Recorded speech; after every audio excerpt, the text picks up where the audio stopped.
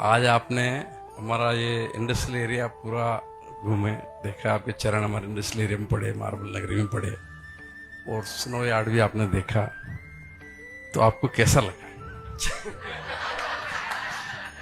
देखो, सबसे पहली बात तो अशोक जी है कि जहां भी साधु जाते हैं कुछ ना कुछ लेके आते हैं। तो जो वहां देख करके प्रमेय मिला, जो देखने पर पहली बात अच्छा तो है, मुझे तो ऐसा लगा कि दूर से जो दिखता है वो असली नहीं है भाई साहब। वो स्नो यार्ड आप ले गए मेरे को, तो वो फोटो में तो ऐसा लगता है कि बर्फ है, वहां जाके मालूम चला कि सब मिट्टी है भाई साहब। वो तालाब देख के लगा, दूर से देख के लगता है कि हरे पानी का झरना, एक सरोवर है, पास में जाके मालूम चला कि वो तो भाई साहब कुछ और ही है। लेकिन ये मुझे अनुभूत इस बात का हुआ कि अगर व्यक्ति बुद्धि लगाए तो वो कुछ भी कर सकता है। चीजों को बदलना ये आना चाहिए। चीजों को अगर आपने सही ढंग से बदल लिया तो माटी भी सोना हो सकती है।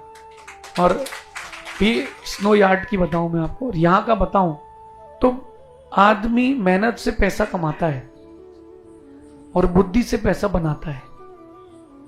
तो आपने शुरू में पैसा कमाया मेहनत से, अब आप बुद्धि से पैसा बना रहे हो।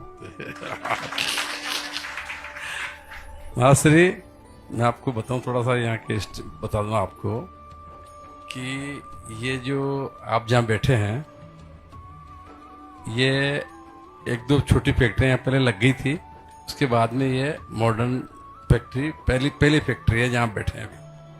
और ये जो बाहर जो रोड है, ये सिंगल रोड होता था।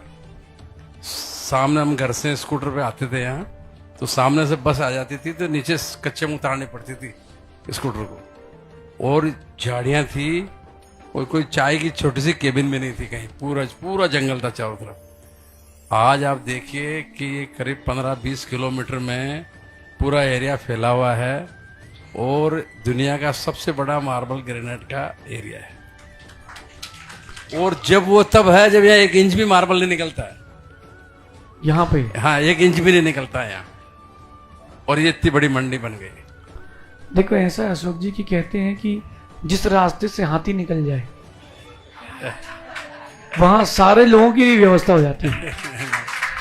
क्योंकि जब हाथी निकलता है ना, तो वो रास्ता चौड़ा करते हुए निकलता है, और वो इतना चौड़ा करता है कि खरगोश हो, शेर हो, जिराफ हो, घोड़ा हो, ऊंट हो, सबके रास्ते बन जाते हैं। तो जंगल होता है, ये जो व्यापारिक क्षेत्र होता है, एक जंगल होता है।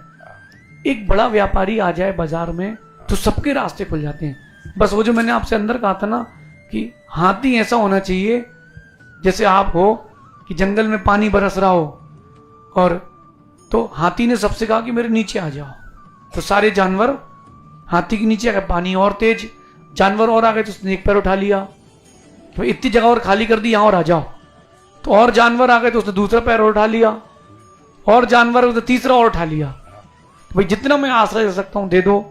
आपने यही काम किया, और मेरा ये अनुभव है, आश्रय देने से उन्नति होती है। हमारी एक टीचर थी, वो मुझसे पूछती थी कि तुम बिजनेस करते हो? मैंने कहा हाँ। तो बोले सैलरी अच्छे मन से बांटते हो कि बुरे मन से? मैं बच्चा था, 14, 15, 16 साल का। तो मैंने कहा मैडम दिल तो दुखता है, इतनी मेहनत से पैसा कमाते हो, और महीने के आखिरी में 1 लाख रुपए उस समय देते थे सैलरी, 2004 में सब स्टाफ को। तो मैंने कहा मैडम दिल तो दुखता है, 1 लाख रुपए देना पड़ता है। तो बोले कितना कमाते हो? मैंने कहा 3 लाख कमाते हैं, 1 लाख खर्चा चला जाता है। तो बोले बेटा अब अपना मानसिकता बदलो, तुम 1 लाख उनको खुशी खुशी दो। तुम 1 लाख खुशी खुशी दोगे तो वो पनपेंगे, और उनकी दुआ भी तुमको मिलेगी। आपकी तरक्की का भी कारण नहीं। मेरी सोच दूसरी है महाराज जी, उसको उनको 1 लाख दिए और आपने 3 लाख कमाए। हाँ, तो आप उनको 1 लाख नहीं दे रहे हैं, वो मेहनत करके 2 लाख आपको कमा के दे रहे हैं, समझा?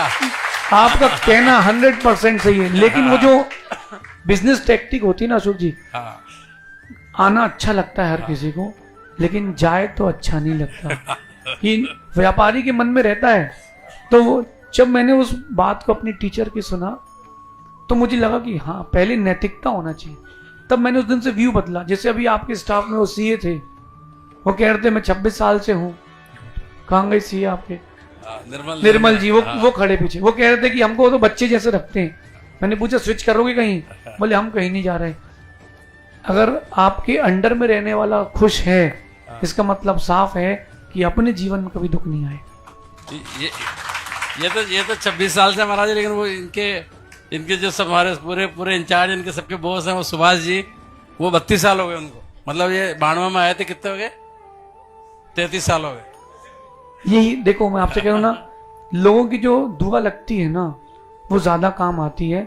और जब किसी की एक अच्छी भावना अपने ऊपर स्थापित होती है, तब उसका बहुत फर्क पड़ता है। आपने अपने जीवन में पैसा तो कमाया है, लेकिन मैं तो पहली बार किशनगढ़ आया हूँ और आपसे शायद ऐसे पहली बार मिले। इसके पहले तो अपन और भी पहले मिल चुके हैं, इतने पास से पहली बार मिले हैं। तो मैंने आपके व्यक्तित्व में एक चीज पाई है, और वो हर चीज हर किसी को अपनाना चाहिए, और वो ये है कि जिससे मिलो उसको अपनापन मिलना चाहिए। बड़ा आदमी वो होता है, बोलूं क्या? बड़ा आदमी वो होता है जिससे मिलने पर खुद को छोटापन महसूस ना हो।